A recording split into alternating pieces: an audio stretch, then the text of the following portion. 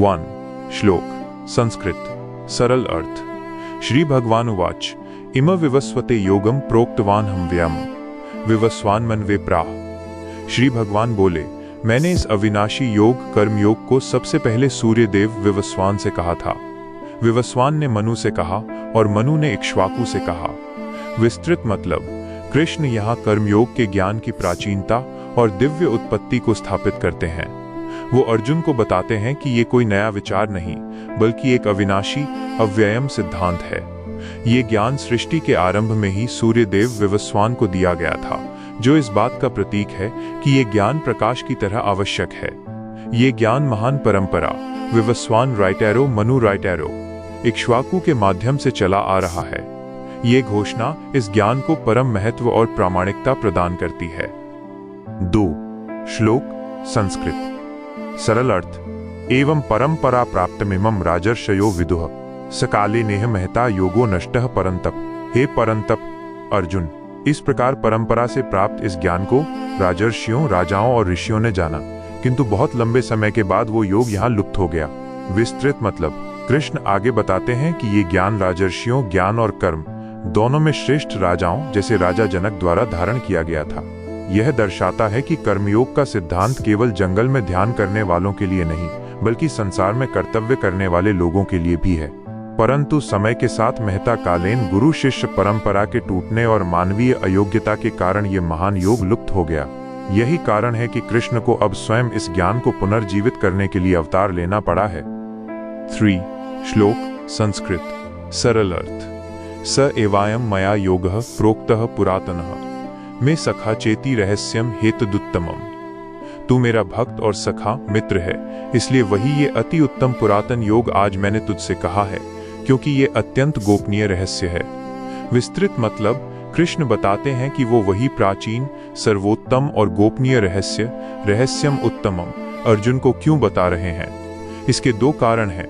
1 अर्जुन भक्त है, जिसका अर्थ है उसमें ज्ञान के प्रति पूर्ण श्रद्धा है। 2 अर्जुन उनका सखा मित्र है, जिससे सहजता और विश्वास का भाव है। ये दर्शाता है कि उच्चतम आध्यात्मिक ज्ञान केवल योग्यता और श्रद्धा रखने वाले पात्र शिष्य को ही दिया जाता है। अर्जुन का यह सौभाग्य ही उसे इस दिव्य ज्ञान का अधिकारी बनाता है। 4 श्लोक संस्कृत सरल अर्थ। अर्जुन उवाच अपरम भवतो जन्म परम जन्म विवस्वतः कथमेत द्विजानिया त्वमादु प्रोक्तवानिति। अर्जुन बोले, आपका जन्म तो अभी नया हुआ है और विवस्वान सूर्य का जन्म बहुत पुराना है। मैं इस बात को कैसे समझूं कि आपने ही सृष्टि के आदि में इस योग को कहा था। विस्तृत मतलब, अर्जुन एक साधारण मनुष्य की तरह तर्क करता है। वो कृष्ण को एक समकालीन व्यक्ति के रूप में देखता है, जिसका जन्म अभी हाल ही में हुआ है। वो पूछता है कि आप अपने इस मानव रूप में इतने प्राचीन सूर्यदेव को उपदेश कैसे दे सकते हैं। ये प्रश्न आवश्यक था, क्योंकि इसके उत्तर में कृष्ण अपने ईश्वरीय स्वरूप और अवतार के रहस्य को पूरी तरह खोल देते हैं। ये जिज्ञासा ही इस अध्याय का केंद्रीय विषय बन जाती है। 5 श्लोक संस्कृत सरल अर्थ। श्री भगवानुवाच बहुनी में व्यतीतानि जन्मानि तव चार्जुन तान्यहम वेद सर्वाणि न त्वम वेद परंतप। श्री भगवान बोले, हे अर्जुन, मेरे और तुम्हारे बहुत से जन्म हो चुके हैं, उन सबको मैं जानता हूं, परंतु हे परंतप, तुम नहीं जानते। विस्तृत मतलब, कृष्ण अपने प्रश्न का उत्तर देते हुए अपने और अर्जुन के बीच के बुनियादी अंतर को स्पष्ट करते हैं। वे स्वीकार करते हैं कि अर्जुन का भी पुनर्जन्म हुआ है, लेकिन मनुष्य अपनी सीमित चेतना के कारण उन जन्मों को भूल जाता है। परंतु कृष्ण परमात्मा सर्वज्ञ हैं और समय के बंधनों से मुक्त हैं। वे अपने और अर्जुन के सभी जन्मों को जानते हैं। ये घोषणा कृष्ण की ईश्वरीयता को सिद्ध करती है। वे शाश्वत, अनादि और जन्म मृत्यु के चक्र से ऊपर हैं, जबकि अर्जुन जीवात्मा सीमित चेतना से युक्त है। 6 श्लोक संस्कृत सरल अर्थ। सन्नव्यात्मा सन प्रकृतिं स्वामधिष्ठाय संभवाम्यात्म माया। मैं अजन्मा, अजह और अविनाशी स्वरूप अव्ययात्मा होते हुए भी तथा समस्त प्राणियों का ईश्वर स्वामी होते हुए भी अपनी प्रकृति को अधीन करके, वश में करके अपनी योग माया द्वारा प्रकट होता हूँ। विस्तृत मतलब, यह श्लोक अवतार का सबसे महत्वपूर्ण दार्शनिक सिद्धांत है। कृष्ण स्पष्ट करते हैं कि उनका जन्म साधारण जीव की तरह कर्मफल के कारण नहीं होता। वे 1 अजन्मा अजह हैं, 2 उनका स्वरूप अविनाशी है, और 3 वे सभी के ईश्वर हैं। वे अपनी शक्ति या सत्ता को छोड़े बिना ही अपनी योग माया आंतरिक दिव्य शक्ति का प्रयोग करके मानव शरीर धारण करते हैं। वे प्रकृति स्वाम अधिष्ठाय यानी अपनी प्रकृति को वश में रखकर जन्म लेते हैं, न कि प्रकृति के वश में होकर। उनका जन्म एक स्वैच्छिक दिव्य कार्य है, कर्म बंधन नहीं। 7 श्लोक संस्कृत सरल अर्थ। यदा यदा ही धर्मस्य ग्लानिर्भवति भारत अभ्युत्थानम धर्मस्य तदात्मानं सृजाम्यहम्। हे भारत अर्जुन, जब जब धर्म की हानि ग्लानि होती है और अधर्म का उत्थान बढ़ोतरी होता है, तब तब मैं अपने स्वरूप को रचता हूँ या प्रकट होता हूँ। विस्तृत मतलब कृष्ण यहाँ अवतार के कारण को स्पष्ट करते हैं। जब भी सृष्टि में धर्म, नैतिकता, कर्तव्य, व्यवस्था का संतुलन बिगड़ने लगता है और अधर्म, अन्याय, अराजकता अपनी पराकाष्ठा पर पहुंच जाता है, तब भगवान को हस्तक्षेप करना पड़ता है। वे स्वयं को सृजाम्यहम् रचते हैं यानी प्रकट करते हैं। उनका उद्देश्य किसी एक व्यक्ति या समाज की मदद करना नहीं है, बल्कि सृष्टि के संतुलन को बहाल करना है, जो कि मानव जाति के कल्याण के लिए अत्यंत आवश्यक है। 8 श्लोक संस्कृत सरल अर्थ। परित्राणाय साधूना विनाशाय च दुष्कृताम धर्म संस्थापनार्थाय संभवामि युगे युगे। साधुओं की रक्षा के लिए और पाप कर्म करने वालों दुष्कृताम का विनाश करने के लिए तथा धर्म की स्थापना के लिए मैं हर युग में प्रकट होता हूँ। विस्तृत मतलब ये श्लोक अवतार के 3 स्पष्ट उद्देश्य बताता है। 1 परित्राणाय साधूनाम, जो लोग धर्म के मार्ग पर चलते हैं उनकी रक्षा करना। 2 विनाशाय च दुष्कृताम, जो लोग समाज में अन्याय फैलाते हैं उनका अंत करना। 3 धर्म संस्थापनार्थाय, इन दोनों कार्यों के माध्यम से संसार में धर्म को पुनः स्थापित करना। कृष्ण ये सुनिश्चित करते हैं कि ये प्रक्रिया सतत है। वे किसी एक युग में नहीं, बल्कि युगे युगे हर युग में प्रकट होते हैं, ताकि सृष्टि का नैतिक और आध्यात्मिक क्रम बना रहे। 9 श्लोक संस्कृत सरल अर्थ। जन्म कर्म च मे दिव्यमेवं यो वेत्ति तत्वतः त्यक्त्वा देहं पुनर्जन्म नैति मामेति। हे अर्जुन, मेरे जन्म कर्म दिव्य अलौकिक हैं। इस प्रकार जो मनुष्य तत्व से वास्तविकता से जानता है, वो शरीर को त्याग कर फिर जन्म को प्राप्त नहीं होता, बल्कि मुझे ही प्राप्त होता है। विस्तृत मतलब कृष्ण यहाँ अवतार ज्ञान का फल बताते हैं। वे कहते हैं कि उनके जन्म, दिव्य अवतरण और उनके कर्म लीलाएं को जो व्यक्ति वास्तविक रूप तत्वतः से समझ लेता है, यानी उन्हें साधारण मनुष्य का कर्म न मानकर ईश्वरीय लीला मानता है, वो अज्ञान से मुक्त हो जाता है। यह ज्ञान ही सबसे बड़ा मुक्तिदाता है। इस ज्ञान के कारण वो भक्त शरीर छोड़ने के बाद पुनर्जन्म के चक्र संसार में वापस नहीं आता, बल्कि मोक्ष मामेति को प्राप्त होता है। 10 श्लोक संस्कृत सरल अर्थ। वीतराग भय क्रोधा मन्मया मामुपाश्रिताः बहवो ज्ञानतपसा पूता मद्भाव मागताः।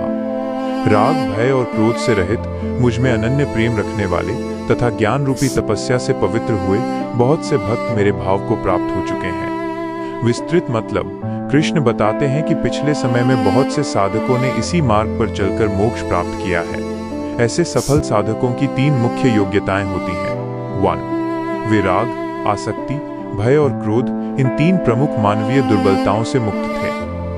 2 वे पूरी तरह से मुझ में लीन मनमया थे और मुझ पर आश्रित मामुपाश्रिताः थे। 3 उन्होंने ज्ञान रूपी तपस्या ज्ञानतपसा द्वारा स्वयं को पवित्र किया। कृष्ण ये सिद्ध करते हैं कि ज्ञान, भक्ति और वैराग्य का ये मार्ग सर्वकालिक है और इसके द्वारा कोई भी व्यक्ति परमात्मा के स्वरूप मद्भावम को प्राप्त कर सकता है। श्लोक संस्कृत सरल अर्थ। ये यथा मां प्रपद्यन्ते तांस्तथैव भजाम्यहम् मम वर्तमानुवर्तन्ते मनुष्याः पार्थ सर्वशः। जो भक्त जिस भाव से मेरी शरण लेते हैं, मैं उनको उसी प्रकार फल देता हूँ। हे पार्थ, सभी मनुष्य हर तरह से मेरे ही मार्ग का अनुसरण करते हैं। विस्तृत मतलब यह श्लोक भगवान की समदर्शिता, निष्पक्षता का सिद्धांत है। कृष्ण घोषणा करते हैं कि वे किसी के साथ भेदभाव नहीं करते। भक्त जिस भावना, राग, भक्ति, भय या किसी कामना से उनकी ओर आता है, वे उसे उसी भावना के अनुरूप फल देते हैं। यदि कोई भौतिक सुख चाहता है तो उन्हें वही मिलता है, यदि कोई मोक्ष चाहता है तो वो मोक्ष प्राप्त करता है। मम वर्तमानुवर्तन्ते, सभी मेरे ही मार्ग का अनुसरण करते हैं, का अर्थ है कि मनुष्य चाहे किसी भी देवता, मत या लक्ष्य का अनुसरण कर रहा हो, वो अनजाने में ईश्वरीय शक्ति की ही किसी अभिव्यक्ति का अनुसरण कर रहा है। सभी नदियां अंततः सागर ईश्वर तक ही पहुंचती हैं। 12 श्लोक संस्कृत। सरल अर्थ। कांक्षन्तः कर्मणा सिद्धिम यजन्त इह देवता क्षिप्रम ही मानुष्य लोके सिद्धिर्भवति कर्मजा। इस मनुष्य लोक में कर्मों के फल की इच्छा करने वाले लोग अन्य देवताओं की पूजा करते हैं, क्योंकि कर्मों से उत्पन्न होने वाली सिद्धि, सफलता इस मनुष्य लोक में शीघ्र प्राप्त हो जाती है। विस्तृत मतलब कृष्ण यहाँ समझाते हैं कि लोग सीधे उनकी शरण क्यों नहीं आते, बल्कि अन्य देवी देवताओं की पूजा क्यों करते हैं। इसका कारण है फल की तीव्र इच्छा। मनुष्य लोक, पृथ्वी लोक में कर्मकांड और देवताओं की पूजा से संबंधित कर्मों का फल, जैसे धन, शक्ति, रोग मुक्ति, तुरंत क्षिप्रम और आसानी से मिल जाता है। चूंकि लोग भौतिक सफलता की कामना करते हैं, इसलिए वे तत्काल फल देने वाले मार्गों को चुनते हैं। ये मोक्ष का मार्ग नहीं है, बल्कि सांसारिक लक्ष्यों को प्राप्त करने का व्यावहारिक मार्ग है। 13 श्लोक संस्कृत। सरल अर्थ। चातुर्वर्ण्यम मया सृष्टम गुणकर्म विभागशः तस्य कर्तारमपि मां विद्य कर्तारम व्ययम। चारों वर्णों ब्राह्मण, क्षत्रिय, वैश्य, शूद्र को मैंने ही गुणों और कर्मों के विभाग के अनुसार रचा है। यद्यपि मैं ही इसका कर्ता हूँ, फिर भी मुझे अकर्ता, न करने वाला और अविनाशी ही जान। विस्तृत मतलब कृष्ण यहाँ वर्ण व्यवस्था, सामाजिक वर्गीकरण का मूल आधार स्पष्ट करते हैं। यह विभाजन जन्म से नहीं, बल्कि व्यक्ति के आंतरिक स्वभाव, गुण और उसके द्वारा किए जाने वाले कर्म पर आधारित है। कृष्ण इस व्यवस्था के सृष्टा करता है, क्योंकि उन्होंने ही प्रकृति के गुणों को इस प्रकार व्यवस्थित किया है। हालांकि वे इस कर्म को करते हुए भी स्वयं को अकर्ता, न करने वाला बताते हैं, क्योंकि वे इस सृजन के परिणाम में आसक्त नहीं है। यह श्लोक कर्मयोग के सबसे गहरे सिद्धांत को दिखाता है। कर्म करो, पर परिणाम के बंधन से अलिप्त रहो। 14 श्लोक संस्कृत। सरल अर्थ। न मा कर्माणि लिम्पन्ति न मे कर्म फले स्पृहा इति मा योऽभिजानाति कर्मभिर्न सबध्यते। न तो कर्म मुझे लिप्त करते हैं, बांधते हैं, और न ही कर्मों के फल में मेरी इच्छा है। जो मुझे इस प्रकार तत्व से जानता है, वह भी कर्मों से नहीं बंधता। विस्तृत मतलब यह श्लोक कर्मों के बंधन से मुक्ति का मुख्य सूत्र बताता है। कृष्ण के 2 लक्षण हैं। 1, उन्हें कर्म लिप्त नहीं करते, बांधते नहीं, और 2, उन्हें कर्मों के फल की कोई इच्छा नहीं, स्पृहा नहीं है। जो साधक इस ईश्वरीय सत्य को तत्व से पूरी तरह से समझ लेता है और इस भाव को अपने जीवन में उतार लेता है, वो भी कर्म करते हुए उनके बंधन से मुक्त हो जाता है। यह सिद्ध करता है कि मुक्ति के लिए कर्म का त्याग नहीं, बल्कि फल की इच्छा का त्याग आवश्यक है। 15 श्लोक संस्कृत। सरल अर्थ। एवं ज्ञात्वा कृतं कर्म पूर्वैरपि मुमुक्षुभे कुरु कर्मैव तस्मात्वं पूर्वैः पूर्वतरम कृतम्। पहले के मोक्ष की इच्छा रखने वाले मुमुक्षु साधकों ने भी इस रहस्य को जानकर ही कर्म किए थे, इसलिए तू भी वही कर्म कर जो पूर्वजों द्वारा सदा से किया जाता रहा है। विस्तृत मतलब कृष्ण अर्जुन को कर्म करने के लिए ऐतिहासिक प्रेरणा देते हैं। वे कहते हैं कि प्राचीन काल के मुमुक्षुओं ने भी संन्यास नहीं लिया, बल्कि कर्मयोग के इस अनासक्ति सिद्धांत को जानकर अपने कर्तव्य कर्मों को किया। यह सिद्ध करता है कि कर्मयोग मोक्ष का एक सिद्ध और प्राचीन मार्ग है। कृष्ण अर्जुन को सलाह देते हैं कि वो अपने पूर्वजों, राजा जनक, रघुकुल आदि द्वारा किए गए नियत कर्तव्य कर्म, युद्ध का पालन करे, क्योंकि ये परंपरा से मान्य और कल्याणकारी है। 16 श्लोक संस्कृत। सरल अर्थ। किं कर्म किम कर्मेति मोहिता तत्ते कर्म प्रवक्ष्यामि यज्ञात्वा। कर्म क्या है और अकर्म क्या है, इस विषय में तो बुद्धिमान लोग भी मोहित हो जाते हैं। इसलिए मैं तुझे वो कर्म तत्व भली भांति समझाकर कहूंगा, जिसे जानकर तू अशुभ बंधन से मुक्त हो जाएगा। विस्तृत मतलब कृष्ण अब कर्म के गूढ़ रहस्य की चर्चा शुरू करते हैं। वे बताते हैं कि कर्म का सिद्धांत इतना सूक्ष्म और जटिल है कि बड़े बड़े ज्ञानी भी अक्सर भ्रमित हो जाते हैं। उन्हें ये अंतर समझ नहीं आता कि वास्तविक क्रिया कर्म क्या है और निष्क्रियता अकर्म क्या है। ये ज्ञान अत्यंत महत्वपूर्ण है, क्योंकि इसे समझे बिना कोई भी अशुभ कर्म के बंधन से मुक्त नहीं हो सकता। ये श्लोक बताता है कि कृष्ण अब कर्मयोग के अत्यंत गहरे और निर्णायक भाग को समझाने जा रहे हैं। 17 श्लोक संस्कृत सरल अर्थ। कर्मणो ह्यपि बोद्धव्यम बोद्धव्यम च विकर्मणः अकर्मणश्च बोद्धव्यम गहना कर्मणो गति। कर्म का स्वरूप भी जानना चाहिए और विकर्म निषिद्ध कर्म का स्वरूप भी जानना चाहिए और अकर्म कर्म न करने का स्वरूप भी जानना चाहिए, क्योंकि कर्म की गति समझना अत्यंत कठिन गहना है। विस्तृत मतलब। कर्म के रहस्य को समझने के लिए कृष्ण 3 मुख्य भेदों को जानने पर जोर देते हैं। 1 कर्म शास्त्र विहित कर्तव्य कर्म। 2 विकर्म शास्त्र निषिद्ध गलत या पाप कर्म। 3 अकर्म कर्म का अभाव या निष्क्रियता। इन तीनों की वास्तविक प्रकृति को जानना क्यों जरूरी है? क्योंकि कर्म की गति कर्मणो गति है, अत्यंत गहना गहरी जटिल है। एक कर्म कब विकर्म बन जाता है और एक निष्क्रियता कब मानसिक कर्म बन जाती है, इसे केवल ज्ञान से ही समझा जा सकता है। 18 श्लोक संस्कृत सरल अर्थ। कर्मण्य कर्म यह पश्येद कर्मणि च कर्म यह स बुद्धिमान मनुष्येषु स युक्तः कृत्स्न कर्म कृत। जो मनुष्य कर्म में अकर्म निष्क्रियता देखता है और अकर्म में कर्म क्रियाशीलता देखता है, वो मनुष्यों में बुद्धिमान है, वो योगी है और वो सभी कर्मों को करने वाला है। विस्तृत मतलब। ये श्लोक कर्मयोग के ज्ञान का शिखर है। कर्म में अकर्म। जब कोई व्यक्ति फल की आसक्ति छोड़कर पूरी लगन से काम करता है तो बाहरी रूप से वो कर्म कर रहा होता है, लेकिन आंतरिक रूप से वो बंधन से मुक्त अकर्म होता है। अकर्म में कर्म। जब कोई व्यक्ति बाहर से शांत और निष्क्रिय दिखता है लेकिन मन ही मन कामनाओं और विषयों का चिंतन कर रहा होता है, तो वह बाहरी रूप से निष्क्रिय होते हुए भी आंतरिक रूप से सक्रिय कर्म होता है। जो मनुष्य इस आंतरिक और बाह्य भेद को पहचान लेता है वही सच्चा बुद्धिमान और योगी है। ऐसा व्यक्ति कर्म करता हुआ भी बंधन में नहीं आता। 19 श्लोक संस्कृत सरल अर्थ। यस्य सर्वे समारंभा काम संकल्प वर्जिता ज्ञानाग्नि दग्ध कर्माणम तमाहुः पंडितम बुधा। जिसके समस्त कर्मों के आरंभ प्रयत्न कामना और संकल्प से रहित होते हैं, उस ज्ञानी पुरुष को ही बुद्धिमान लोग पंडित कहते हैं, जिसके कर्म ज्ञान रूपी अग्नि से भस्म हो गए हैं। विस्तृत मतलब।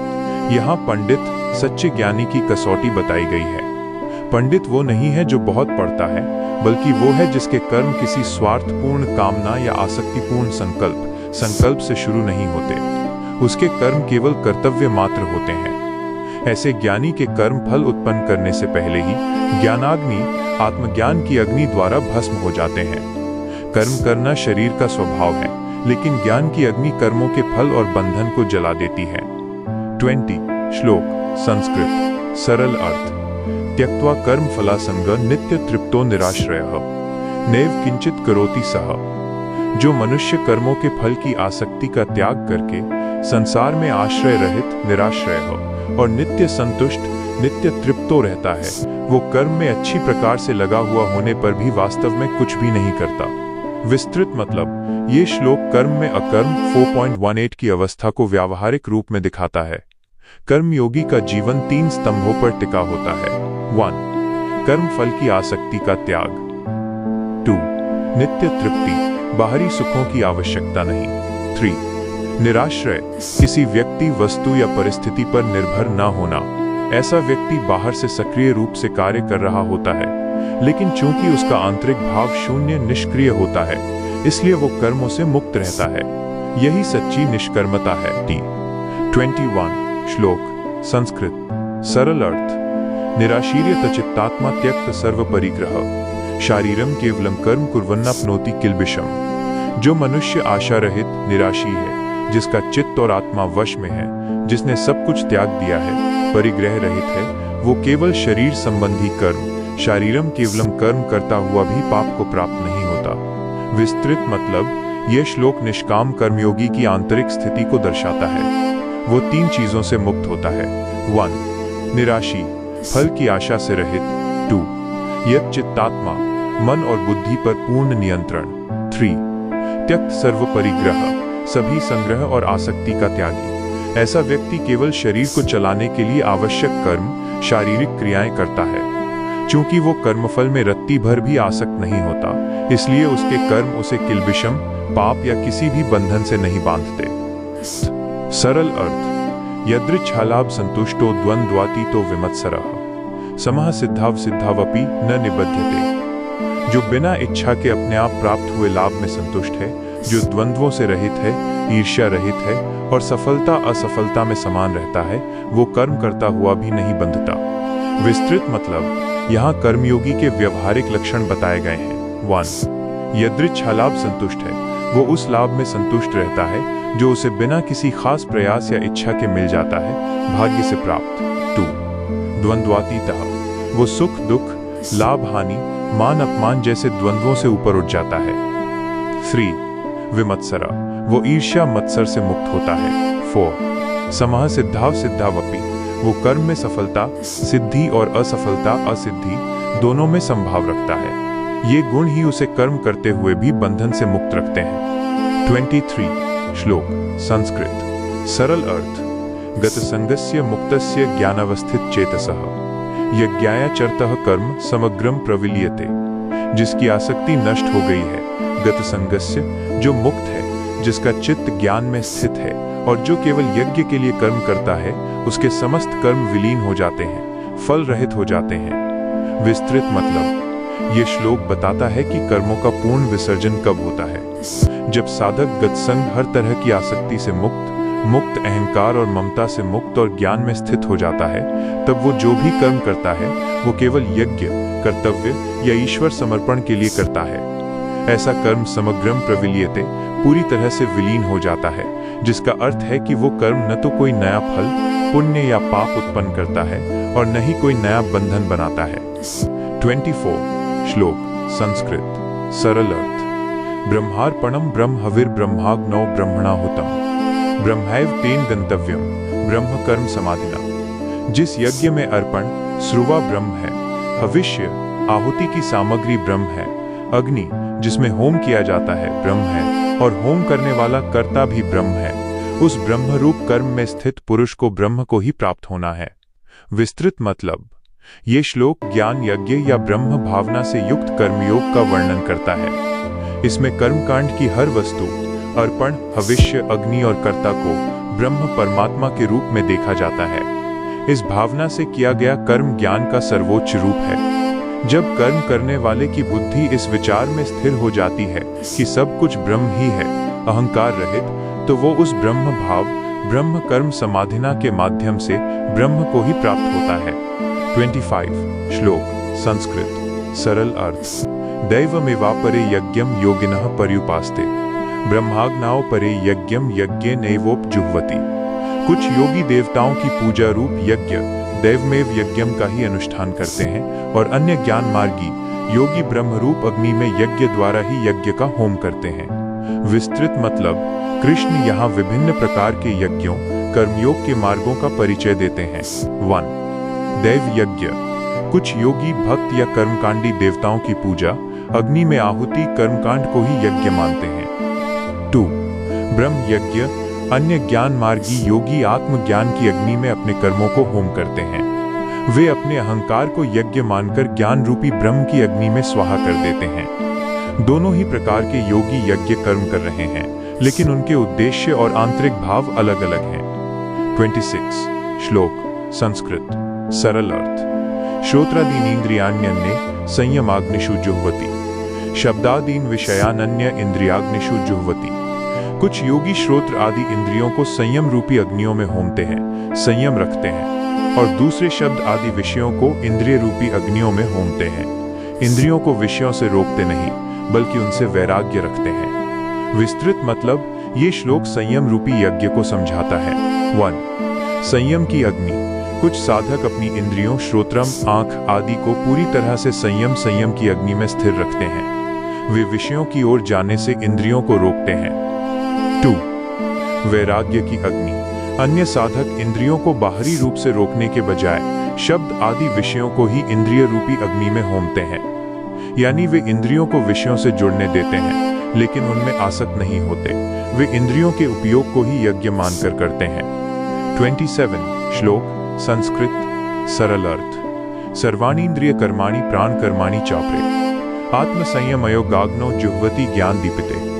कुछ अन्य योगी इंद्रियों की सभी क्रियाओं और प्राणों की सभी क्रियाओं को ज्ञान से प्रकाशित आत्मसंयम रूपी योग की अग्नि में होमते हैं। विस्तृत मतलब ये श्लोक राजयोग या ध्यान योग को यज्ञ के रूप में प्रस्तुत करता है।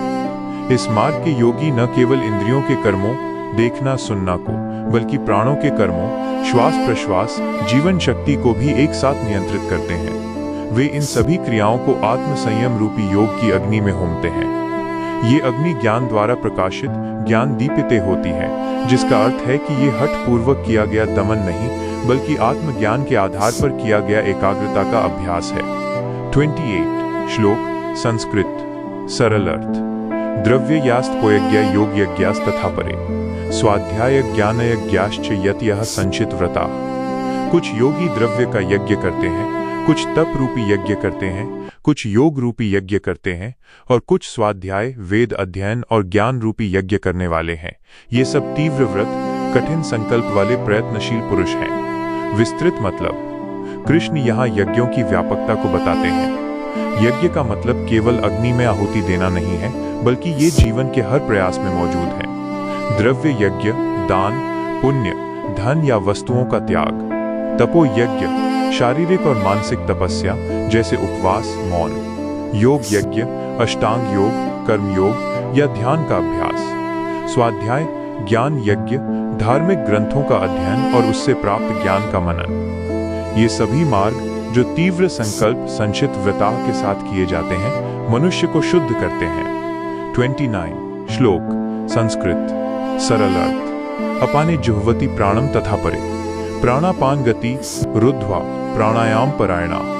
कुछ योगी प्राणायाम में संलग्न रहते हैं। वे अपान वायु में प्राण वायु का होम करते हैं और कुछ प्राण वायु में अपान वायु का होम करते हैं तथा कुछ प्राण और अपान दोनों की गति को रोककर कुंभक प्राणायाम करते हैं। विस्तृत मतलब ये श्लोक प्राणायाम श्वास नियंत्रण को एक यज्ञ के रूप में प्रस्तुत करता है। 1 पूरक श्वास लेना, प्राण बाहर की वायु को अपान, शरीर के भीतर की वायु में होमना। 2 रेचक श्वास छोड़ना, अपान को प्राण में होमना। 3 कुंभक श्वास रोकना, प्राण और अपान दोनों की गति को रोकना। प्राणायाम की ये क्रियाएं शरीर की आंतरिक ऊर्जा को नियंत्रित करती हैं, मन को एकाग्र करती हैं और मोक्ष के लिए मार्ग प्रशस्त करती हैं। ये भी एक प्रकार का तपस्या रूपी यज्ञ है। 30 श्लोक संस्कृत सरल अर्थ। अपरे नियताहारः प्राणान प्राणेषु जुह्वति यज्ञ विदो यज्ञ क्षपित कल्मषा। दूसरे योगी नियंत्रित आहार नियताहारः वाले होते हैं। वे प्राणों को प्राणों में ही होमते हैं। ये सभी विभिन्न मार्ग वाले यज्ञ के रहस्य को जानने वाले हैं और यज्ञों से जिनके पाप नष्ट हो गए हैं। विस्तृत मतलब ये श्लोक विभिन्न यज्ञों का निष्कर्ष प्रस्तुत करता है। 1 नियताहार यज्ञ। कुछ योगी आहार भोजन को नियंत्रित करके अपनी ऊर्जा को बचाते हैं। 2 प्राणों को प्राणों में होमना। इसका तात्पर्य जीवन शक्ति को व्यर्थ न जाने देना, बल्कि उसे साधना में लगाना है। कृष्ण कहते हैं कि ऊपर बताए गए सभी प्रकार के योगी, चाहे वे भक्त हों, तपस्वी हों या ज्ञानी, सभी यज्ञविद यज्ञ का रहस्य जानने वाले हैं।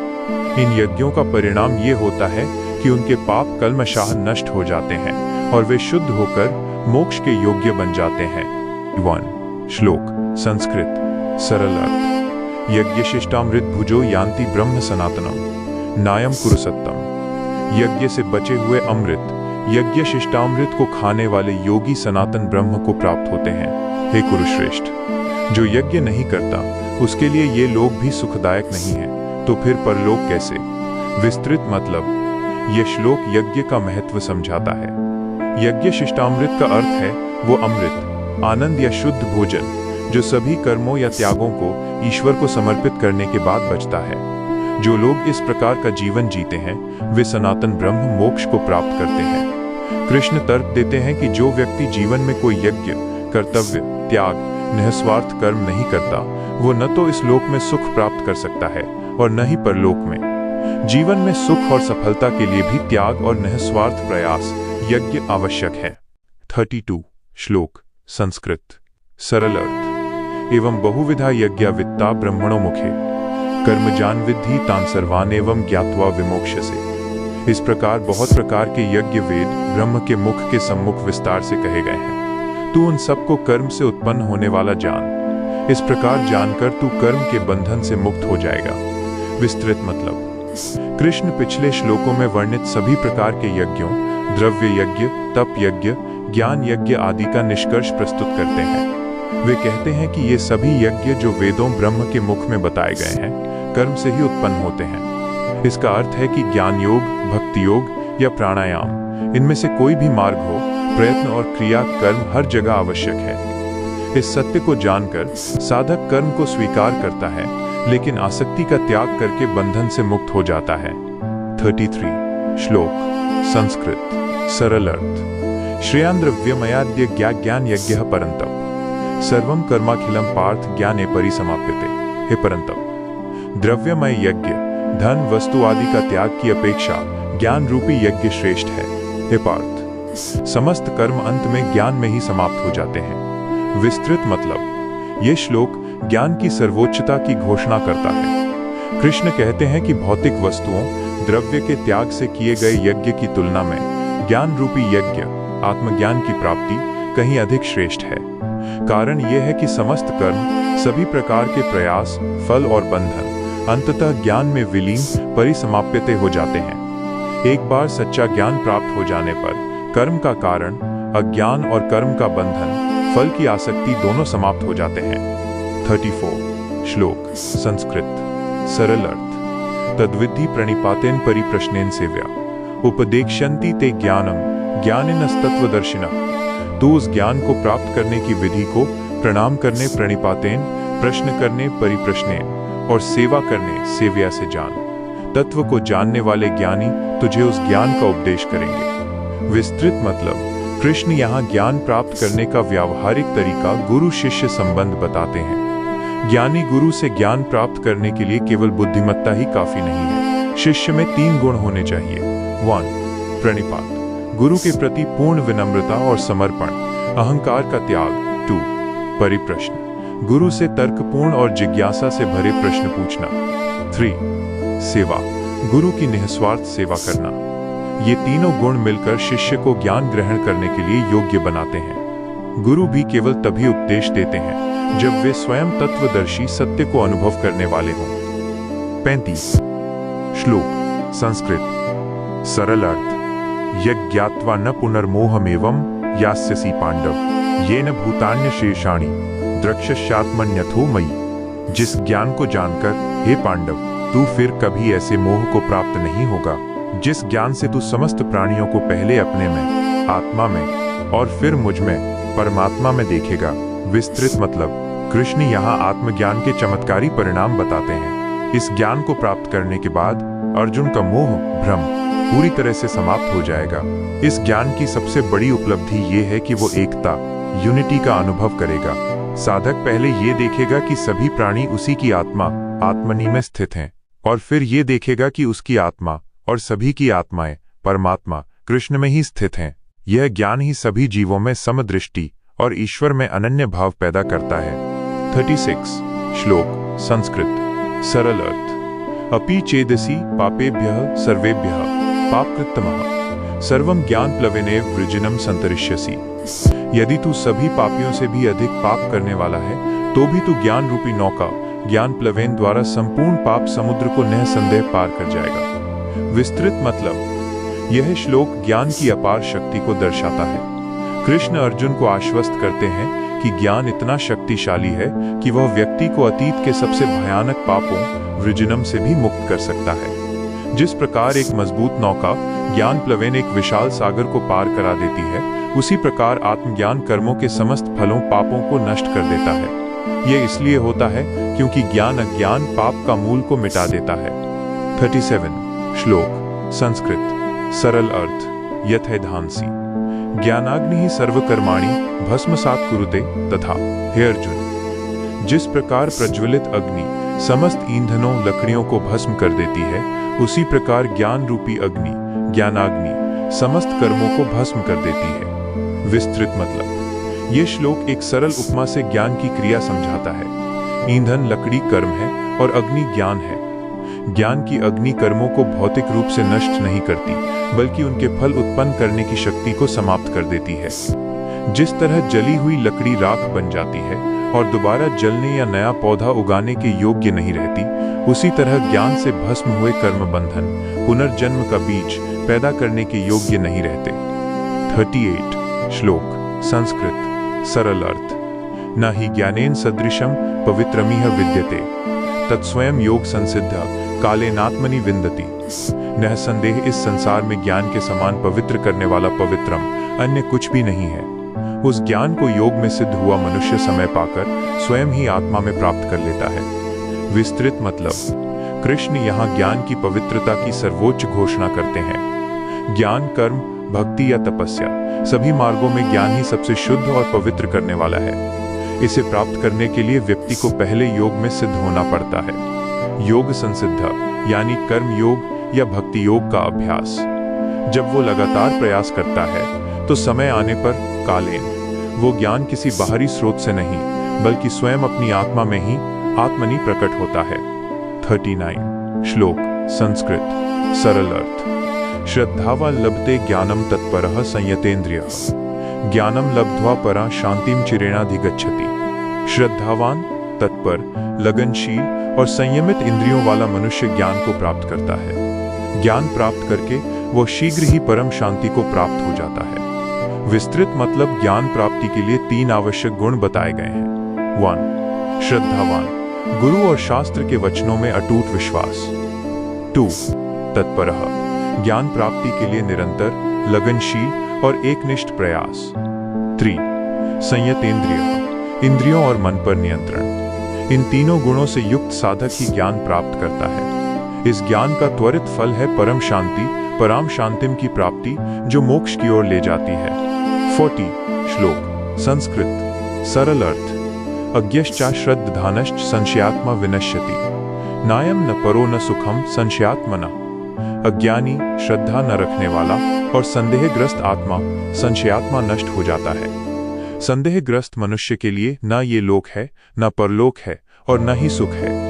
विस्तृत मतलब कृष्ण यहाँ ज्ञान प्राप्ति में बाधा डालने वाले 3 अवगुणों की चेतावनी देते हैं। 1 अज्ञा, जो ज्ञान को प्राप्त करने का प्रयास नहीं करता। 2 अश्रद्धाना, जो गुरु और सत्य पर विश्वास नहीं करता। 3 संशयात्मा, जिसके मन में हर बात को लेकर संदेह भरा रहता है। इन तीनों में संदेहग्रस्त आत्मा को सबसे बुरा बताया गया है। संदेह मनुष्य की निर्णय लेने की शक्ति को पंगु बना देता है, जिससे वो कोई कर्म कर ही नहीं पाता। ऐसा व्यक्ति जीवन में किसी भी स्तर पर न ये लोक न परलोक, सुख या सफलता प्राप्त नहीं कर पाता।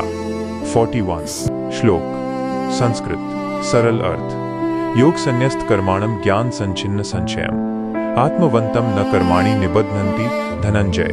हे धनंजय, जिसने योग द्वारा कर्मों का संन्यास त्याग कर दिया है, जिसके संदेह ज्ञान द्वारा नष्ट हो गए हैं, उस आत्मवान स्थिर बुद्धि पुरुष को कर्म नहीं बांधते। विस्तृत मतलब यह श्लोक कर्मयोग के लक्ष्य को दर्शाता है। कर्म बंधन से मुक्त होने के लिए 2 शर्तें हैं। 1 योग संन्यस्त कर्माणम, कर्मों को फल की आसक्ति के साथ नहीं बल्कि योग, समता और ईश्वर समर्पण के भाव से करना, आंतरिक त्याग। 2 ज्ञान संचिन्न संशयम, सभी संदेहों को ज्ञान की तलवार से काट देना। जिस आत्मवान आत्मस्थित पुरुष में ये दोनों गुण होते हैं, उसके लिए कर्म केवल शरीर का निर्वाह मात्र होते हैं और वे उसे नहीं बांधते। 42 श्लोक संस्कृत सरल अर्थ। तस्माद् ज्ञान संभूतम हृत्स्थम ज्ञानासिनात्मनः छित्वैनम संशयम योग मातिष्ठोत्तिष्ठ भारत। इसलिए हे भारत अर्जुन, तू अज्ञान से उत्पन्न और हृदय में स्थित इस संदेह को आत्मज्ञान रूपी तलवार ज्ञानासिना द्वारा काटकर छित्वा कर्मयोग का आश्रय ले और खड़ा हो जा। विस्तृत मतलब यह श्लोक अध्याय 4 का अंतिम और निर्णायक आदेश है। कृष्ण अर्जुन को उसके महान शत्रु का नाम बताते हैं, संदेह संशयम। ये संदेह अज्ञान से उत्पन्न हुआ है और उसके हृदय में विचारों में स्थित है। इस संदेह को दूर करने का एकमात्र उपाय है ज्ञानासिना, ज्ञान रूपी तलवार। कृष्ण अर्जुन को आदेश देते हैं कि वो इस तलवार का प्रयोग करके संदेह को काटे, कर्मयोग निस्वार्थ कर्तव्य पालन का आश्रय ले और उत्तिष्ठ खड़ा हो जा, यानी युद्ध के लिए तैयार हो जा। यह श्लोक कर्म और ज्ञान के पूर्ण समन्वय को स्थापित करता है। इस प्रकार हमने भगवद गीता के अध्याय 4 ज्ञान कर्म संन्यास योग के सभी 42 श्लोकों को उनके विस्तृत भावार्थ के साथ पूरा कर लिया है।